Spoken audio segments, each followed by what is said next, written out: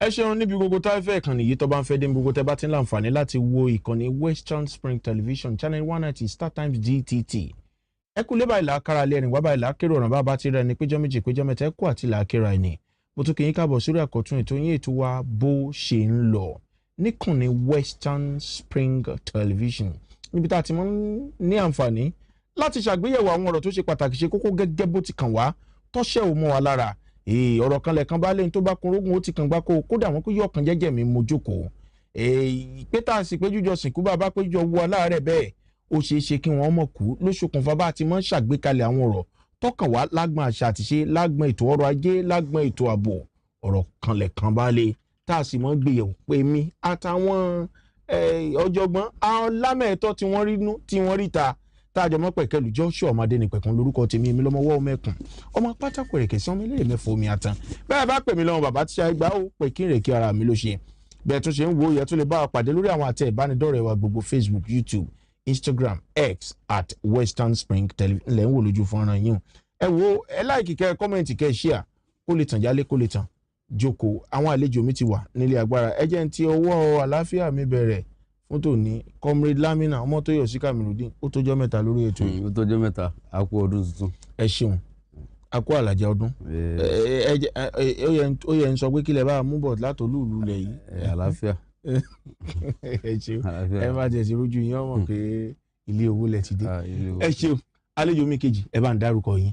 orúkọ tèmi ni Ridwan Adéjàre ó jẹ́ ọmọ bíbí ìlú Ìfọ̀n ní local government Ọ̀ṣun state. ẹ ṣeun ẹ káàbọ̀ sórí ètò yìí kí la fẹ́ gbéyẹ̀wò ń bọ̀ là ń lọ lónìí gẹ́gẹ́ bẹ́ẹ̀ tí wọ́n lánàá jákèjádò orílẹ̀-èdè Nàìjíríà àná ní àyájọ́ ọjọ́ ìrántí àwọn ológun tó ṣubú lójú ìjà lórílẹ̀-èdè yìí bẹ̀rẹ̀ láti iléeṣẹ́ ààrẹ gbogbo ìpínlẹ̀ lórílẹ̀-èdè gbogbo kódà gbogbo ìjọba àbílẹ̀ gan wọ́n rè gbé fìlàwà ẹ̀ẹ́lẹ́ tó lóyìnbó ń pè wọ́n pè ní kinní kan wreath wọ́n lọ gbé gẹ́gẹ́gẹ́gẹ́ sí ibi tẹ́ àwọn ọmọ ológun tó ṣubú lójú ìjà lórílẹ̀-èdè gẹ́gẹ́ bẹ́ẹ̀ ti mọ̀ nínú gbogbo ọjọ́ kìíní nínú gbogbo oṣù kìíní ọdún ànákọ́ ni ọjọ́ kẹẹ̀ẹ́dógún ráhùn comrade ní gbogbo ọjọ́ kẹẹ̀ẹ́dógún oṣù kìíní gbogbo ọdún lórílẹ̀-èdè la máa ń ṣe àyájọ́ ọjọ́ àwọn ológun tó ṣubú lójú ìjà ìrántí bí bu ọlá fún wọn gẹ́gẹ́ bí akọni tó ti ṣe bẹ́ẹ̀ tó ti dá bẹ́ẹ̀ yàtọ̀ sí bẹ́ẹ̀ nínú ìdàgbàsókè dídáàbò bo orílẹ̀-èdè Nàìjíríà àwọn lọ́jà mọ̀ṣún àrùn àsùnforí lóṣù ká o tá a fi ń dijú wa onírúurú ayẹyẹ ni ẹ ṣe fún lẹ́yìn wò lójú fọ́nrán yìí ó lọ káàkiri gbogbo ìpínlẹ̀ náà gbogbo ìjọba ìbílẹ̀ náà lórílẹ̀‐èdè Nàìjíríà wọ́n ṣe gẹ́gẹ́ bí ọlá tó yẹ wọ́n bù fún wọn ibẹ̀ gan là ń lọ lónìí kọ́mi Lamina wọ́n bu ọlá fáwọn ọmọ ológun tó ṣubú lójú ìjà lórílẹ̀‐èdè Nàìjíríà ṣé é ṣe pé àwọn ìjọba wa ti sọ kínní di ayẹyẹ ọdọọdún nìkan tí wọ́n bu ó tùlù fún bí wọ́n bá ti ṣe tán wọ́n pè wọ́n ìwé ẹ̀yìn wò láti pé gbàyé gbádùn wọn àwọn ọmọ ológun tí wọ́n dárùn mójú lójoojúmọ́ tí wọ́n dúró níwájú ogun níwájú lọ wọn sì ní wá bá ẹ̀yin wọn sì ní wá bá ẹlòmíì tó ń sọ̀rọ̀ ní social media àbí ní ojú ayé gan tòfà tí a bá ti ní mọ̀lẹ́bí tó pàdánù sí ojú ìjà gẹ́gẹ́ bí ọmọ ológun lórílẹ̀‐èdè yìí so bóyá wọ́n ń ṣe dáadáa fún wọn àbí wọ́n ṣe dáadáa fún àwọn ẹnìkan tí wọ́n lè sọ onílé àwọn pé àwọn tó ti kú náà wọ́n ní àwọn meeting tí wọ́n máa ń ṣe ní àwọn èèyàn wọn láwọn mọ̀lẹ́bí wọn wọ́n dẹ̀ ní ètò kan tán gbé kalẹ̀ fún wọn náà tàbí máa ń bá àwọn ọ̀gá ológun tí wọ́n wà láyé tàbí máa ń bá wọn ṣe àwọn nìkan náà lè sọ fún wa tàbí àwọn mọ̀lẹ́bí bí ìyàwó àbí ìyá àbí bàbá tí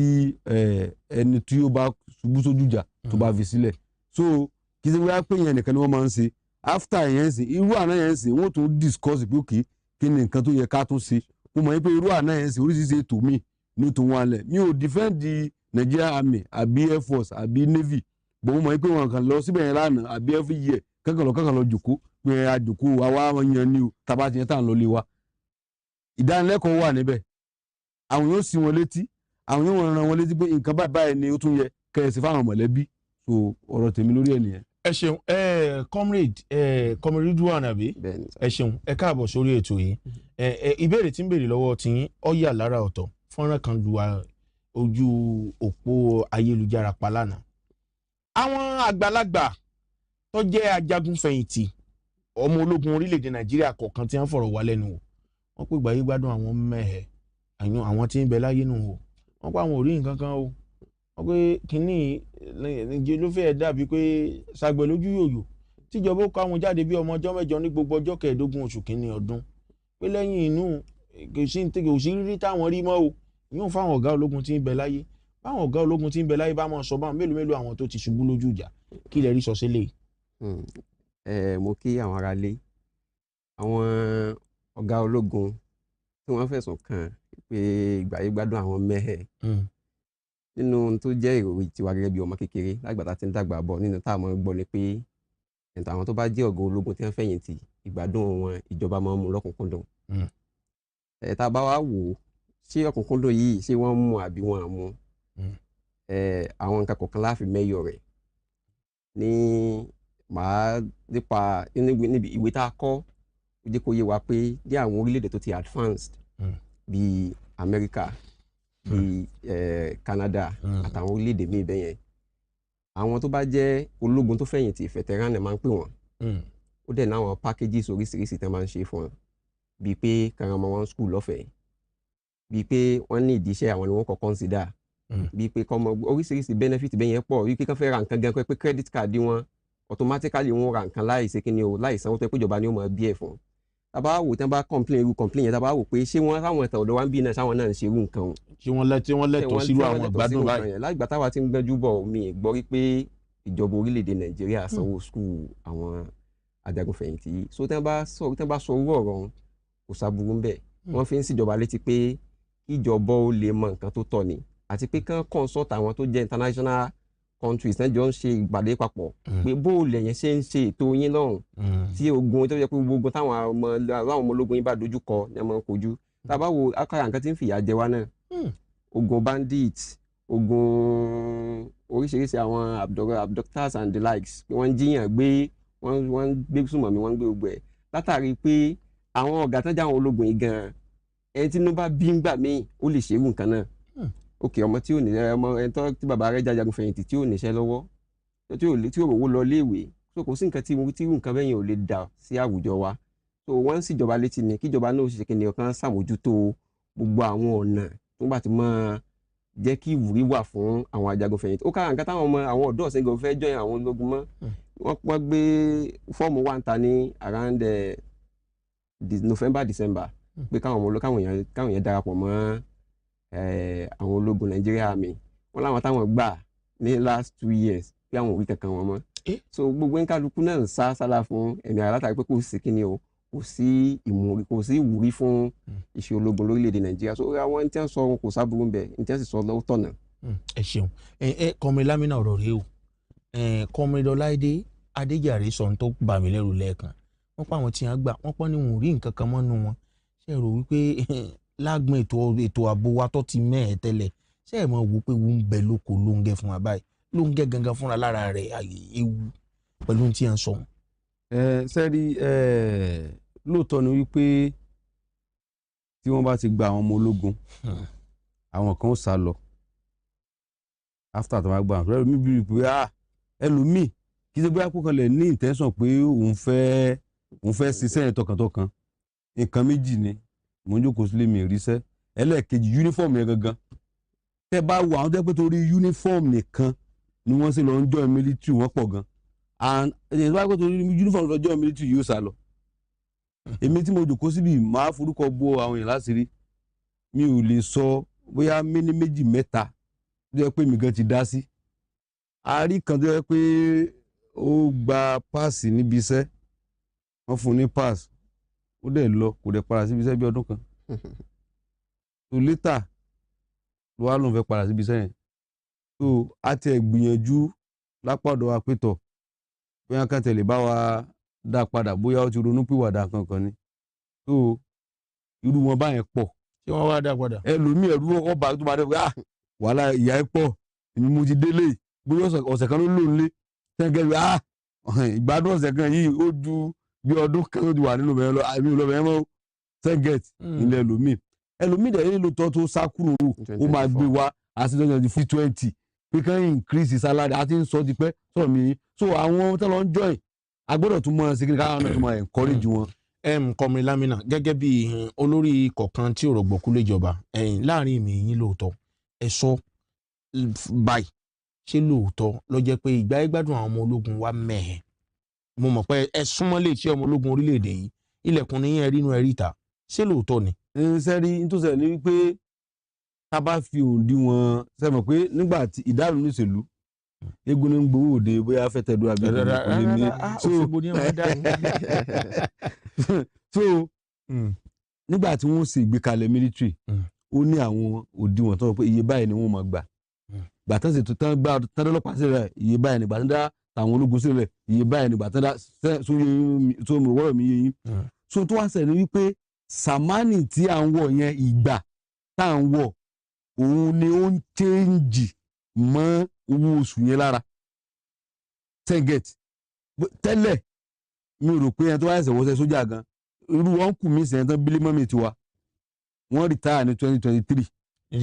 nínú iṣẹ́ ológun army ni wọ́n ti rìtáyà pẹ̀lú ọ̀gá ní rìkúùtù ọ̀gá wa tánà fi rìtáyà gan so mo nígbà yẹn mọ̀ pé owó oṣù wọn ò lè wọ 30,000 naira nígbà táwọn gbàṣẹ́ yẹn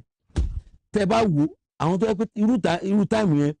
kó wá jẹ́ pé irú 30,000 náà gbà fún bíi dìbírú 2023 tẹ́ mọ̀ pé ìgbà ti dé bá kìíní ẹ̀ mọ́ wọn lọ́wọ́ ó mì pé tó wáyé pé òṣùwọ̀n yẹn scale salary scale wọn nítorí tẹ́ fi fún wọn níbi iye tán fún wọn nígbà yẹn ni wọ́n bá sì ń lò dìbírú last year 2023 tán retire yẹn ó mì wípé ìgbà yìí ó ti bó yẹn jẹ́ mọ́ wọn lọ́wọ́ ṣe get me so the only thing ni wípé mo rò pé ẹ̀rọ sáǹkà tí mo sọ for instance ó ti ní òdiwọ̀n pé iye báyìí ni tó bá jẹ́ lance corporal ní military iye báyìí ní army iye báyìí ni mo gbà ẹ̀ tó bá jẹ́ corporal iye báyìí ni mo gbà sergeant iye báyìí ni mo gbà ẹ̀ tó bá ṣe get me warrant officer iye báyìí ni mo gbà kánìtì tó ń gbà níbi 20 years ago nìyẹn tí wọ́n wá change salary yẹn kán bá wọn fi kún kán ṣe increment nísìnyí báyìí pẹ̀lú bí nǹkan ṣe wọ́n yìí ó ti bọ́ yẹn jẹ́ mọ́ wọn lọ́wọ́ target so mo dẹ̀ mọ̀ pé tí wọ́n fi gbé kalẹ̀ nígbà yẹn àfojúsùn wípé sálárì yẹn dáa ni wọ́n fi gbé kalẹ̀ nígbà yẹn pé àtọ́ bá máa fi ra kàrà tó bá fi ra dùndú tí bá fi wọ ọ̀kadà láti tó bá fi gọ̀kọ̀ láti fi débẹ̀ yẹn tí ó bá fi ra nǹkan tí ó fi ra aṣọ wọ́n ti sí i bọ̀ nísìnyí irú kíní ẹ̀ mọ́ the best thing ni wípé bí àwa ṣe ń pè pé kí ìjọba àpapọ̀ kí wọ́n increase salary àwọn military yẹn tí wọ́n dẹ̀ ti sọ láìpẹ́ wípé ìyẹn Ministry of Defence wọ́n sọ láìpẹ́ wípé gbogbo àwọn ti gbé gbogbo ọwọ́ sí orí ìrònú láti rí wípé ìjọba àpapọ̀ fi lé owó àwọn ológun ìyẹn ni pé kọ́lọ́n dákun jẹ́ kí wọ́n rí ṣe. ọ̀gá àgbà yẹn fún iléeṣẹ́ ọmọ ológun láìpẹ́ lẹ́nu ọjọ́ mẹ́ta yìí títí ẹ̀ṣọ́ ọ̀gá àgbà yẹn gan fún iléeṣẹ́ ọmọ ológun ọ̀gá àgbà yẹn fún iléeṣẹ́ ètò ààbò ọ̀gágun Olúfẹ́mi Olúyẹdé wọ́n yọjú sáwọn iléeṣẹ́ àwọn ọmọ ológun ní ìpínlẹ̀ Kaduna wọ́n ní ìgbáyé gbádùn wọn o wípé àwọn ó ṣe àgbékalẹ̀ ètò kan àkànú ìròyìn pé wọ́n gbọ̀n sí owó oṣù wọn ìgbáyé gbádùn wọn pẹ̀lú àti mọ̀lẹ́bí wọn ẹ̀dí ilé wọn ṣe lè rí ní ayẹyẹ ìrántí àwọn akọni tó ṣubú lójú ìjà tá a ṣe lọ lánàá yìí gómìnà ìpínlẹ̀ kan lórílẹ̀‐èdè Nàìjíríà bóyá gómìnà ìpínlẹ̀ Rivers Siminalayi Fubara ó pé gbogbo àwọn ọmọ ológun gbogbo àwọn tó bá ti jẹ́ ọmọ akọni tó bá sáà ti jẹ́ pé bàbá rẹ̀ akọ̀ọ̀kan lára àwọn akọni òní tí ń wáṣẹ́ pé kí wọ́n fún gbogbo wọn ṣẹ́ pé bí automatic employment ṣe rò wípé ìgbésẹ̀ méjèèjì ẹ wá jẹ́ pọ̀ ṣé yóò bí ìjọba bá ń ṣe bẹ́ẹ̀ ṣó lè jẹ́ kétò ààbò wa ṣó lè jó fún rẹ́sẹ̀ méjèèjì wálẹ̀ sí lójú tìyín. lórí ìbéèrè o bẹ́ẹ̀ ni ìgbésẹ̀ náà yóò mú kí ìwúrí wà fún àwọn ọmọ wa àwọn tí wọ́n ń ṣiṣẹ́ lójú ogun tí wọ́n ń protect orílẹ̀-èdè wa. tí owó oṣù tó bá lálẹ́kún owó oṣù wọn bá ìgbà tá a wà yìí mu ìgbọ́kànlé wà yìí pé wọ́n ó ṣe dáadáa lójú ogun wọ́n ó sì protect ìlú wa. tí oríṣiríṣi packages bíi pé kán sanwó ọmọ skul wọn àbí kán rán wọn gangan ní skul àwọn pínyàn ń jagun òmíì pé kó má lọ léèwé mọ́ o. a rí àwọn lórí Facebook ara àwọn ọmọ wa tí wọ́n wà lọ́run tí wọ́n wà lamẹ́ríkà tí wọ́n wà ní Canada tí wọ́n ń join ọmọ ológun ìwé PhD masters lọ́pọ̀lọpọ̀ wọn lọ ń ṣe ń bẹ̀ tí wọ́n fi ń darapọ̀ bọ̀ wọ́n rò pé gbogbo àwọn packages tó rọ̀ mọ́ pé àwọn jẹ́ tí ó rọ̀ mọ́ pé káwọn ó join ológun yẹn yóò fẹsẹ̀ àwọn múlẹ̀ lórílẹ̀‐èdè náà tó iná ni pé tíjọba tiwa náà tí wọ́n bá gbóríṣiríṣi ètò kalẹ̀ tí ó jẹ́ nǹkan ìwúrí fún àwọn ọmọ ológun wa lóríṣiríṣi ọ̀nà tí wọ́n lè gbà ràn wọ́n lọ́wọ́ tí wọ́n lè gbà mú ìwúrí bá wọn pọ̀ gan tó tí wọ́n bá gbóríṣiríṣi nǹkan bẹ́ẹ̀ kalẹ̀ inú wọn ó dùn wọ́n sì jára mọ́ṣẹ́ à ń gbogbo pé à ń fèsì insecurity bandit Boko Haram kidnapping yìí gbogbo ẹ̀ ni ó dáwọ́ dúró nígbà tí àwọn ọmọ ológun wa táwọn bá ṣe kí ni o tán bá ń rówó gidi àwọn náà ó ṣiṣẹ́ wọn bí iṣẹ́. ẹ ṣeun kọ́mi lámìnà ọ̀rọ̀ ààbò orílẹ̀-èdè Nàìjíríà àwọn kan ń sọ àwọn lámẹ̀tọ́ kan ń sọ àwọn ọmọ orílẹ̀-èdè Nàìjíríà kan sọ pé bíi pé ipa àwọn ológun ò fẹ́ ká mọ́ ṣe ipa àwọn ọmọ ológun ni ò ká mọ́ ni àbáwọn kàńdá kan ti wà nù rẹ̀ sí lójú ti yín. àkọ́kọ́ ni pé ipa àwọn ọmọ ológun wa ó ń ká wàhálà tó ń ṣẹlẹ̀ ní Nàìjíríà lọ́wọ́lọ́wọ́. ẹ pé lọ́wọ́lọ́wọ́ ó ń ká. ṣé ẹ lè ẹ má gbàgbé orílẹ̀-èdè Amẹ́ríkà máa ń ṣèrànwọ́ fún wa wọ́n ti fi nǹkan jagun ránṣẹ́ ṣèṣe pẹ̀lú ṣèṣe bóyá ká ní pẹ̀lú ìrànwọ́ orílẹ̀-èdè Amẹ́ríkà. ẹ jẹ́ kí n sọ kíní kan mo fẹ́ ṣe kudos fún orílẹ̀-èdè Amẹ́ríkà pé wọ́n fi nǹkan wọ́n fi ń support wa nígbà tí láwọn ń bọ̀ wá tí president Amẹ́ríkà ní àwọn ń bọ̀ wá ìfìdí àwọn kan nípa kíní kan nípa ọ̀rọ̀ ẹ̀sìn èmi bí ẹnìkan mo tako gbèsè yẹn mo ní instead kí wọ́n fún àwọn military wa ní support ìwúrí tán sí ìsìn ẹgbẹ́ tó ń kó àwọn irinṣẹ́ wọlé ìsìn ìyẹn ni mo mọ̀ kó sì wà lórí wọ́ọ̀ mi up till now mo sọ pé láti mú ọ̀rọ̀ pé bóyá àwọn kan wọ́n ń pa ẹlẹ́sìn kan pé irọ́ ni lórílẹ̀‐èdè yìí torí pé mo gbé north mo dẹ̀ ń lọ sí north mo dẹ̀ ń lọ mo ń bọ̀ so mo mọ nǹkan tó ń ṣẹlẹ̀ mo dẹ̀ láwọn ọ̀rẹ́ tó ń gbé bẹ̀ mo láwọn tó jẹ́ pé wọ́n jẹ́ administrative organization wa níbẹ̀ táwọn sọ tán jẹ́ Christians gan in fact ọmọ ní bí mo bá yẹn sọ̀rọ̀ yìí kí ká tó ń bọ̀ wáyé báyìí ọmọ tí mo sì rán níṣẹ́ kan tó fẹ́ lọ jíṣẹ́ kan lọ́la ní Àbújá Christian ni ọmọ north ni láti Plateau State mo rí lèṣẹ́ pé gan òun náà tún apply fún short service Nigeria Army tó jẹ́ pé Christian ni tó jẹ́ pé èmi náà mo bá ṣe àwọn iṣẹ́ lórí ẹ̀ sẹ́ńgẹ̀tì mi so omi tí mo rò pé mo wá kọ́ pé statement yẹn statement tó lè dá wàhálà sílẹ̀ ni ṣùgbọ́n nǹkan tó yẹ ká Amẹ́ríkà ṣe ni pé kí wọ́n support àwọn military wa tó dáhùn fún àwọn mọ̀ pé àwọn gangan Amẹ́ríkà wọn lè dá àwọn army wa mú the infantry Amẹ́ríkà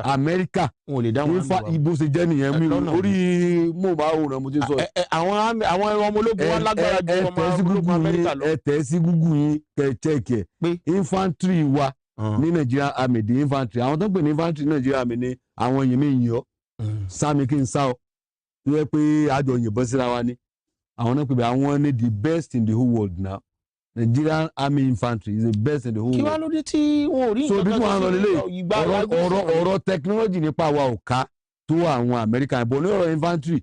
and ìjà tó wà ńlẹ̀ yìí ìjà against Boko Haram against àwọn bandits against the kidnappers yìí let me tell you kò ń ṣe ọ̀rọ̀ ká yinra wa látòkè yìí kí n yìn ọ́ ni sámi kí n sá ọ ni reality nìyẹn o. pé kájọ ṣe kọlù sí. òun làwọn ológun wa ń ṣe nísìn yìí kí n yìn ọ́ sẹ́ sámi kí n sá ọ dúró kájọ bára wa jà òun làwọn ológun wa ń ṣe nísìn làwọn bíbí sẹ́ẹ̀dì kan ẹ̀rọ àwọn fún recently pé wọ́n bẹ̀bẹ̀ pé àwọn ò ṣe mọ́ wọ́n bẹ̀bẹ̀ kankan jọ kọ́ mọ́ pa àwọn ọmọ pé àwọn ò gbé súnmọ́ mi mọ́ sẹ́ẹ̀gẹ̀tì mi. now tẹ bá wo ní I think bóyá bí ọdún kan àbọ̀dún méjì sẹ́yìn nígbà tí àwọn Nigerian Air Force tí wọ́n lọ ṣe ìkọlù ní Sokoto tí wọ́n lọ yin kíní láti òkè tán lọ yin nǹkan ṣe mọ̀ pé àwọn tó ń pè ní terrorist gbogbo ọgbẹ́ ìwé ayé ni wọn ló wà because wọn fẹ́ kú kódà wọn fẹ́ kí mọ̀lẹ́bí wọn kú wọn fẹ́ kí mọ̀lẹ́bí wọn àwọn tẹ́jọ́ wà kan ọ̀jọ̀ kí nìkan wọn lọ jí àwọn èèyàn kó wọn lọ jí àwọn ọmọléèwé kún wa kún wọn mọ́ra pé ẹ̀yìn ẹ lọ gbà tí wọ́n lọ ṣe rántí ọ̀rọ̀ yẹn sá tí wọ́n táwọn Nàìjíríà ẹ̀fọ́ tán lọ yin kíní tán lọ rọ̀jò rọ́kẹ̀ kíní tí wọ́n lókè mísáì látòkè ẹ mọ iye aráàlú tó kú ní fíléjì yẹn láwọn fíléjì yẹn àwọn èèyàn kú púpọ̀ in fact terrorist wọ́n tún gbẹ́dẹ́ bíi pé wọ́n kú ò ní bùbá wọn wọ́n wá wọnú fíléjì lọ àwọn ará fíléjì tó bá rí wọ́n mú wọn mọ́lẹ̀ pé ọ̀rọ̀ àjọ wà ń bí ni sẹ́ńgẹ̀t torí kọ́ mọ̀ pé ẹ̀ nílé ìyẹn fi sọ látòkè but the best ni wípé yèmí kí n yà ọ́ sáà kán bá wa kó àwọn nǹkan ìjà tó dúró dáadáa àwọn ọmọ ológun wa ń China wọ́n ń gbìyànjú kọ́nà ọba kan wá fún ọ ní strength dáadáa. ẹ ṣeun orí ọ̀rọ̀ ààbò rèé o ọ̀rọ̀ tó kan gbogbo èèyàn tó kàn wá gbọ̀ngbọ̀n lórílẹ̀‐èdè Nàìjíríà ní gbogbo orílẹ̀‐èdè ilẹ̀ àgbáyé wọ́n ní kò sẹ́ni tí fọ̀rọ̀ ààbò ṣeré torí wípé ìlú ìletò àbà àbí ìpínlẹ̀ tó bá fa àwọn ọmọ ọlọ́dẹ rẹ̀ ṣàwẹ́wà wọ́n lógun àtẹ̀yìnjà ní fi ń ṣeré ó tó ṣe bí òwe àwọn àgbà àti jẹ́ kí tó ààbò orú gọ́gọ́ lórílẹ̀‐èdè Nàìjíríà ju bó ti wà lọ kí lẹ rò pé owó yẹ kíjọba ó tún ṣe ọ̀gbẹ́ni Adéjàre. ẹ ṣeun olóòtú n tó jẹ́ kí ìjọba ó ṣe láti lè mú kí àgbélárugẹ ó bá ètò ààbò lórílẹ̀‐èdè yìí àkọ́ni pé kán pèsè irinṣẹ́ fáwọn ọmọ ológun wa ọdọọdún àbí nínú bọ́jẹ̀tì wa lọ́dọọdún làwọn gbọ́ pé billions of naira ni gọ́fìmẹ̀ntì wa yà sọ́tọ̀ fún nǹkan ìjagun ṣùgbọ́n gbogbo owó ìníbo ní ń lọ ìjọba ò ṣàmójútó rẹ̀ tó a gbọ́ ìtàn Malami tó ń ṣẹlẹ̀ lọ́wọ́ báyìí òun ṣe nǹkan míì náà ni pẹ̀lú ìtàn Malami Sambo Dasuki àti gbogbo àwọn oríṣiríṣi àwọn mínísítà síbẹ̀ tán ti wà ní ipò náà kí ni nǹkan tẹ́ ń fowó ìjọba ṣe lówó tẹ́ ń yà sọ́tọ̀ fún nǹkan ìjagun yìí tó táwọn náà bá ní nǹkan ìjagun orílẹ̀-èdè owó secure tọ́ra àwọn ọmọ ológun wa wọn ò rí tó dáa gbámú láti fi dojúkọ àwọn sùnmọ̀mí so kíjọba wa kí wọ́n make sure pé owó tí wọ́n bá yà sọ́tọ̀ fún nǹkan ìjagun kí wọ́n make sure pé ibi tí wọ́n yà sọ́tọ̀ sí yẹn náà nàá sí kó má sí pé àwọn kan ń kó jẹ àbí wọ́n tó fi ń ṣe nǹkan míì ẹlẹ́ẹ̀kejì ni pé owó oṣù àwọn òṣìṣẹ́ ọmọ ológun wọ́n jẹ́ kó lágbèlárugẹ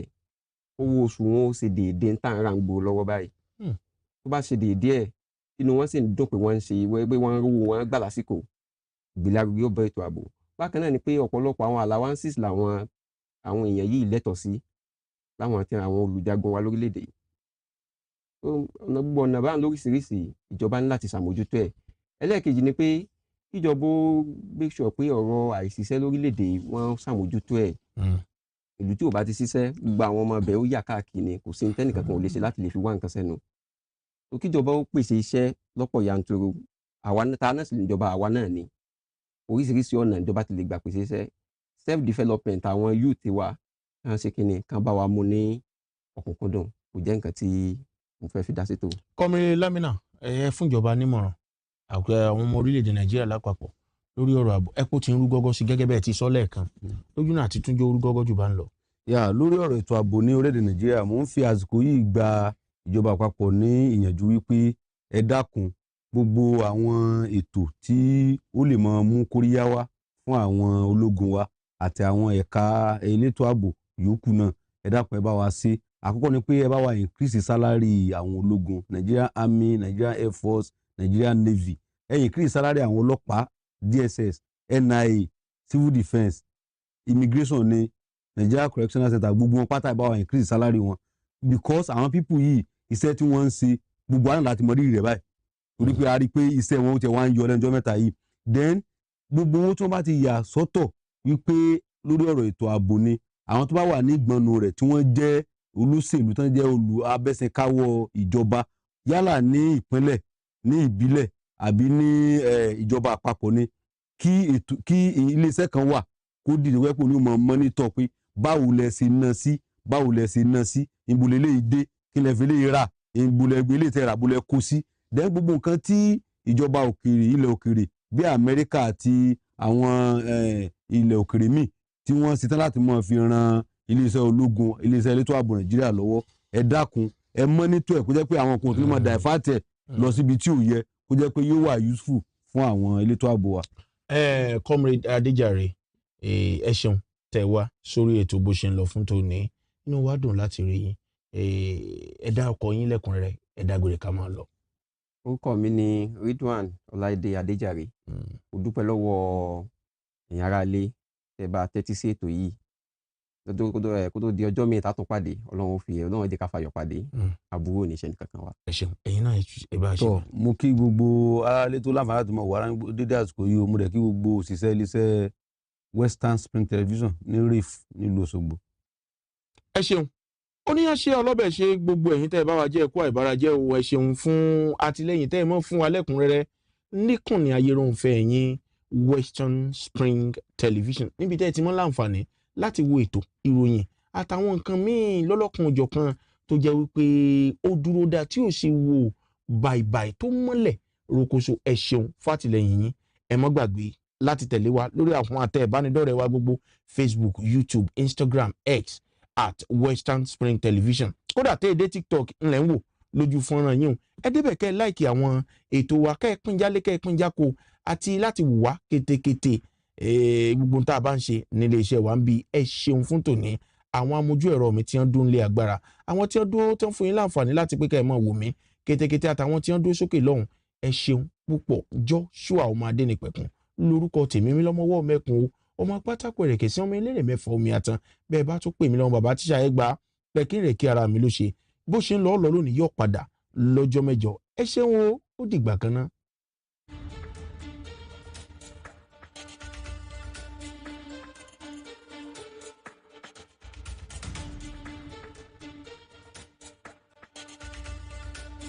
Former Jigawa Governor Sule Lamido's trial over alleged 1.35 billion naira fraud. DSS rescues 2 pastors and church member abducted by armed bandits in Kaduna State. On the foreign scene, at least 7 Ugandan opposition supporters killed overnight as President Museveni takes strong lead in presidential election. Good evening, this is News at 7 on Western Spring Television. My name is Olufemi Alawi.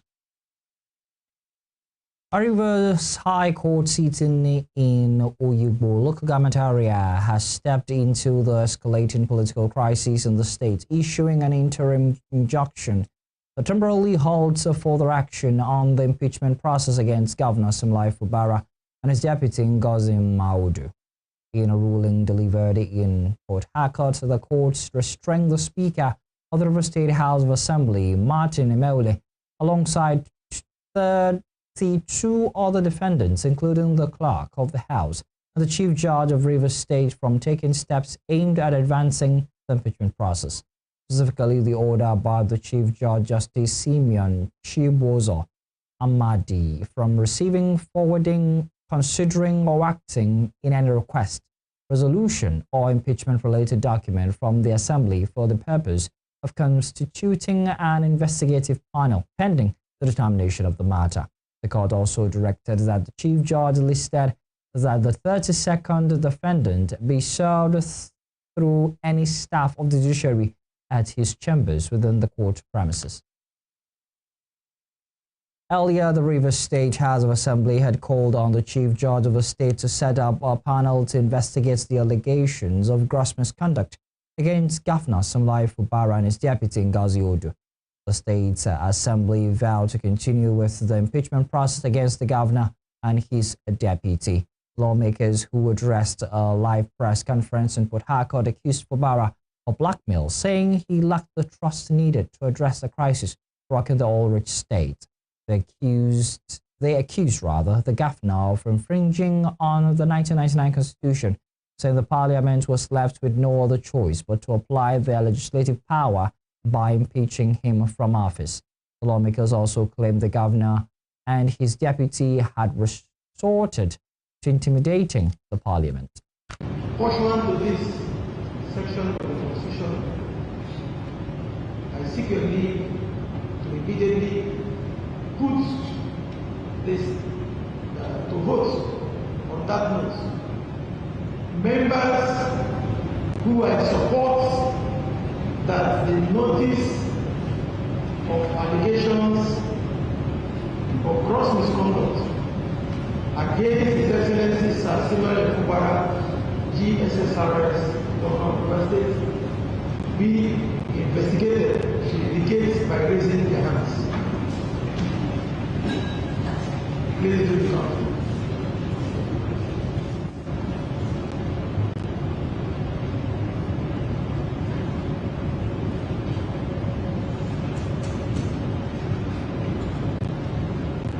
Against nil. Distinguished colleagues, by this voting, the Rivers State House of Assembly has resolved that investigations against allegations of gross misconduct leveled against His Excellency Sir Simlai Fubara, Governor of Rivers State, should proceed to the next level, which is investigation, and by virtue of Section 188, subsection 5, I will ensure that the resolution of this House is immediately communicated to the Chief Judge of Rivers State.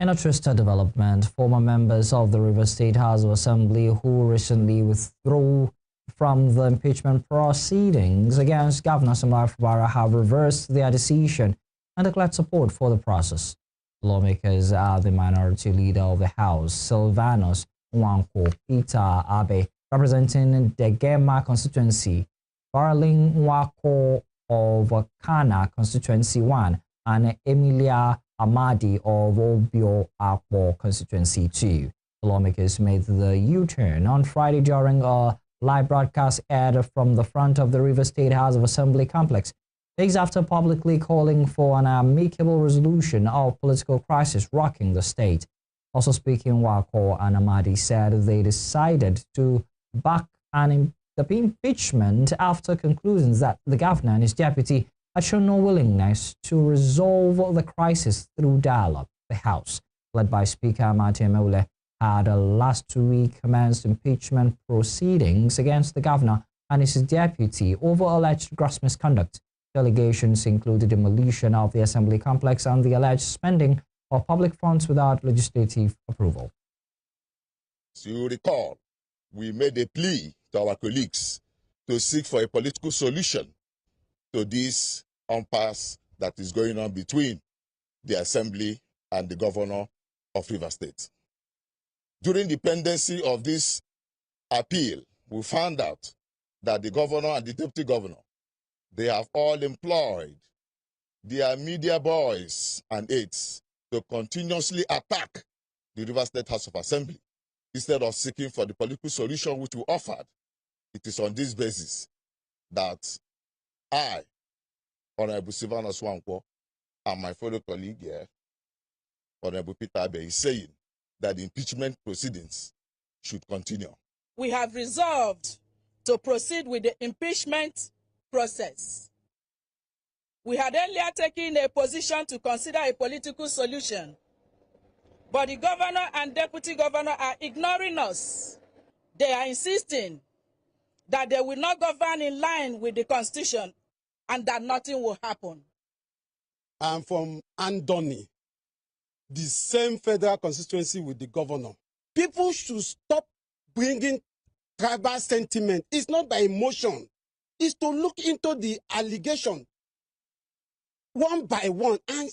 check if there was any infringement on the Constitution. For judicial matters, the Supreme Court has ordered that the trial of former Jigawa Governor Sule Lamido, his two sons, and others over alleged 1.35 billion naira fraud should continue before the Federal High Court in Abuja. A 5-member panel of the Apex Court issued the directive in 2 unanimous judgments and the 2 appeals filed by the Economic and Financial Crimes Commission, EFCC. The Supreme Court upheld the decision of the trial court, which dismissed the no-case submission filed by the Lamidos and held that the defendants had a case to answer. In the lead judgment of the Supreme Court, Justice Abubakar Umar set aside the July 25, 2023 judgment of the Court of Appeal and affirmed the earlier decision by Justice Ijeoma Ojukwu of the Federal High Court, Abuja, which overruled the no-case submissions by Lamido and others and ordered them to enter their defense. The FCC in the 37-count charge, among others, accused Lamido of abusing his position as a governor between 2007 and 2015, allegedly laundering sums of money received as kickbacks from companies that were awarded contracts by the Jigawa state government under his leadership. Meanwhile, the Supreme Court has dismissed the appeal of the son of a former Jigawa state governor challenging the decision of the trial court, which convicted him of failing to declare $40,000 at an airport. In a unanimous decision, the panel at the Apex Court dismissed the appeal of Aminu Sule Lamido, the son of former Governor Sule Lamido, for lack of merit. Operatives of the Economic and Financial Crimes Commission, EFCC, arrested Aminu on December 11, 2012 at the Malam Aminu Kano International Airport while preparing to travel to Cairo, Egypt. The prosecution said Aminu declared $10,000 to the Nigerian Customs Service, but was found with an additional $40,000, which was not disclosed on his currency declaration form. The FCC charged him before the Federal High Court in Kano on a one-count offense of false declaration of foreign currency, contrary to provisions of the Money Laundering Prohibition Act. On July 12, 2015, the court convicted Aminu and ordered him to forfeit 25% of the undeclared sum of the federal government. Satisfied with the ruling, Aminu approached the Court of Appeal in Kaduna to overturn the conviction and set aside the forfeiture order in a judgment delivered on December 7, 2025. However, the Court of Appeal dismissed the appeal. There was panic among residents of Odokekere community in a Korodu local area of Lagos State following a building collapse in a local public school. The incident, which occurred on Thursday evening after school hours, sent fear into residents in nearby buildings who were jolted by a thunderous sound. The Lagos State Government Special Committee on Rehabilitation of Public Schools, while confirming the collapse, said the affected building was a classroom block in a bungalow. It, however, stated that no casualty was recorded as the building collapsed. The agency said classified information revealed that the classroom block had already been marked for demolition to construct a befitting classroom. It also disclosed that the Lagos State Governor, Babajide Sanwo-Olu, has ordered the immediate relocation of pupils to nearby schools.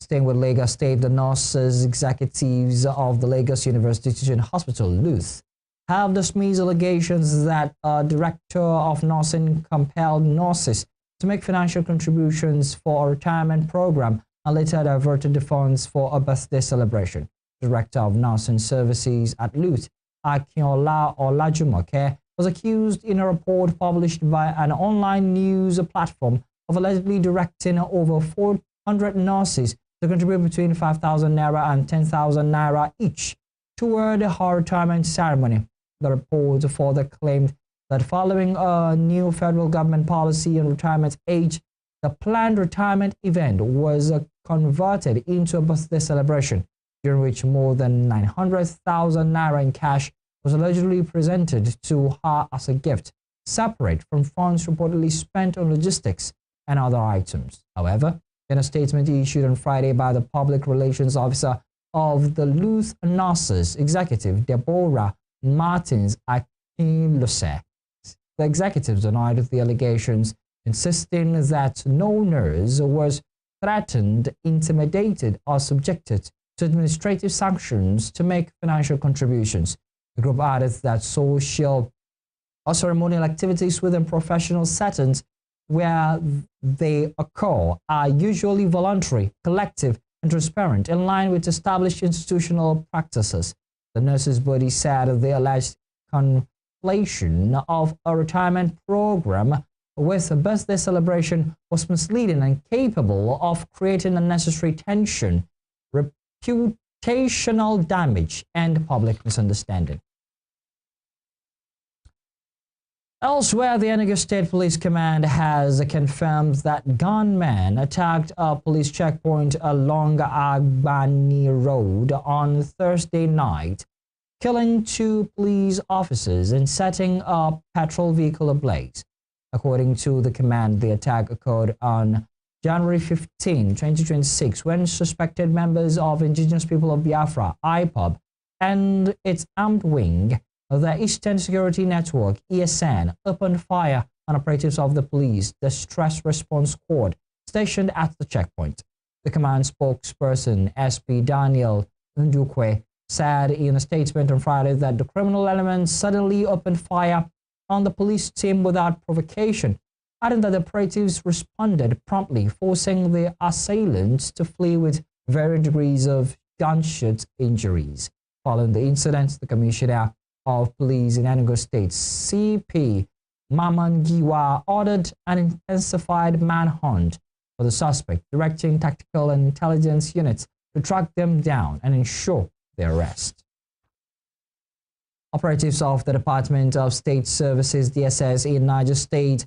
have rescued 2 pastors and a church member abducted by armed bandits in Kaduna State. The victims, Idi Buhari, Emmanuel Jacob, and Suleiman Adamu, were kidnapped on January 9, 2026 at the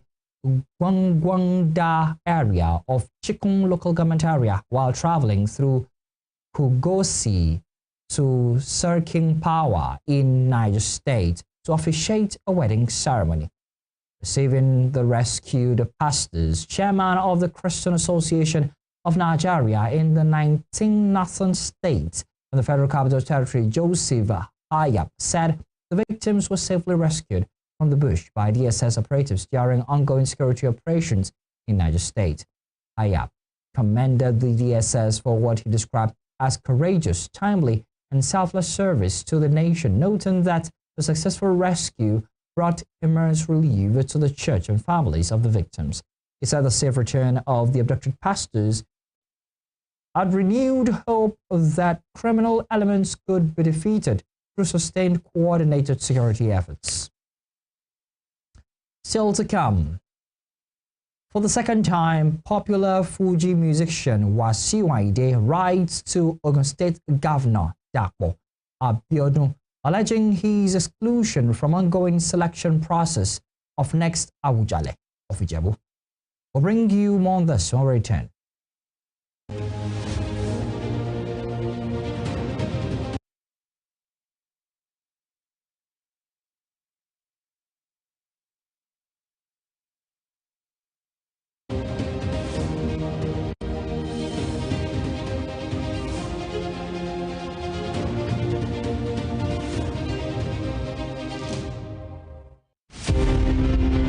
The Korean War of 1950 to 1953